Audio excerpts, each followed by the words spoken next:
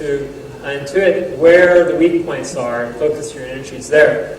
So it's not just like writing some dumb buzzer and starting to just go at it without much thought. You have to do lots of analysis first. If I had more time, I'd love to go into details here.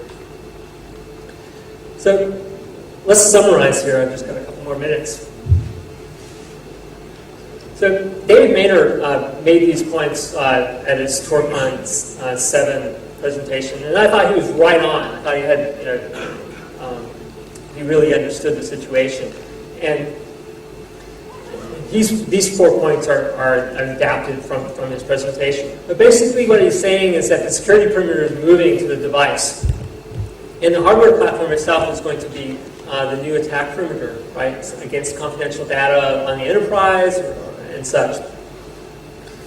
I want to add to this that once BitLocker is widely deployed, then you're going to see an increase against attacks against the platform itself, because now it's going to be interesting. So in the past, if you wanted to mount an NTFS, OS partition, it's simply you flip in a CD, deobfuscate the syskey, and become administrator, or even simply just access all the plain text sectors on the disk. It wasn't interesting to start thinking about some of the attacks that I presented here. But once BitLocker comes into the situation, then you're going to have increased interest against the hardware. So I'd like to just repeat the key points that I wanted to make in this presentation. I think the first one is very important, right? Because an IT administrator can, across his domain, turn on BitLocker, and the end users aren't going to know anything else. They're not going to know the difference, right? They're going to just go on doing what they do on a day-to-day basis. But if that laptop gets lost or stolen, then gaining access to the confidential data is going to be very difficult. This is significant, right? Because some enterprises just aren't going to deploy pins or USBs just because they're too expensive to manage. The second point is that BitLocker comes with a range of options, and depending upon your environment and your needs, you can choose which level of protection that you need. And don't forget, BitLocker has hardware platform dependencies, so you need to make sure that the device gets the design for Windows logo. Here's a list of some sources. I'm not giving you my email address, but you can get to me though at BDE-info. That's second. Whoops. You can get to me here. I'm on this mailing list. My team is on this mailing list. Our management's on. Everyone's on the team is on that list. So far, answers have been within hours. If you're in the right time zone. And so, if you have any questions on this talk, feel free to email them to that email address. Here are some other sources of information. So, thank you for attending. Do you have any questions?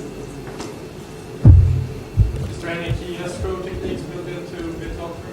Yes. So, if this had been a BitLocker is a fantastic feature marketing presentation, then the key management story for BitLocker would have been across 10 slides or so. There's extensive key management, recovery modes, Active Directory, backup, escrow, all sorts of these things.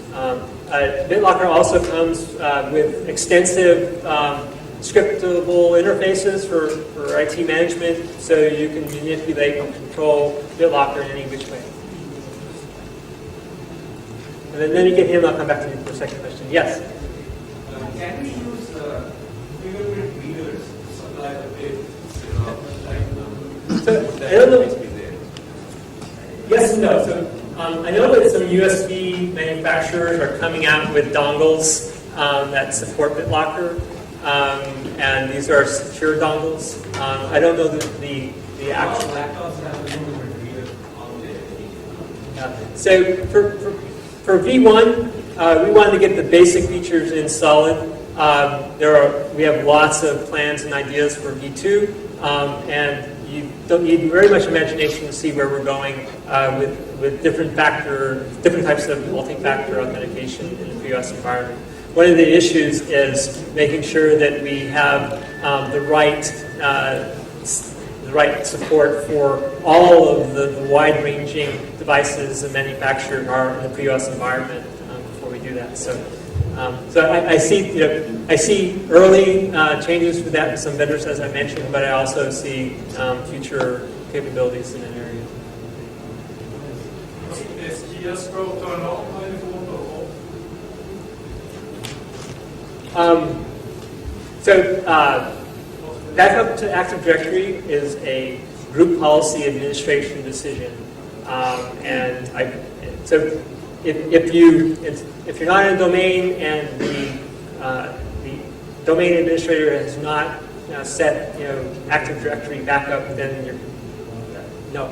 So I guess the answer to your question is yes, it's not on by default. Yeah.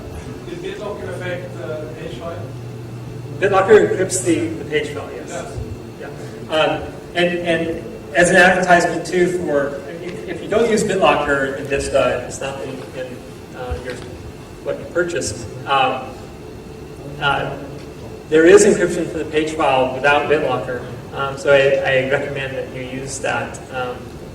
Enable it on your system. I don't know how many people here clear their page file on system shutdown when they're using Windows XP or something. No one. Oh no, there's a few paranoid people. So I do, but it's a pain because you want to shut down your system. All of a sudden now it's just waiting there, wiping the page file. So that people can't get any access to your confidential data. I recommend, even though it's a pain, I recommend that you do that on XP because your page file may contain sensitive data. Same way with hibernation file.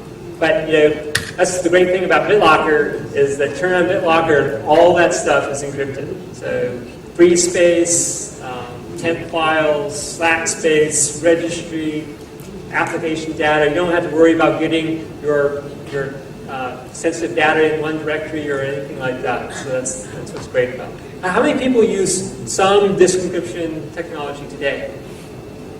Well, that's great. I'm glad to see that level of paranoia. And I hope that many more people use that. Any other questions? Well, thank you very much, Terima Kasa, for attending my presentation. Any questions? You can email me on that distribution list. Thank you very much for attending. Thank you, Dr.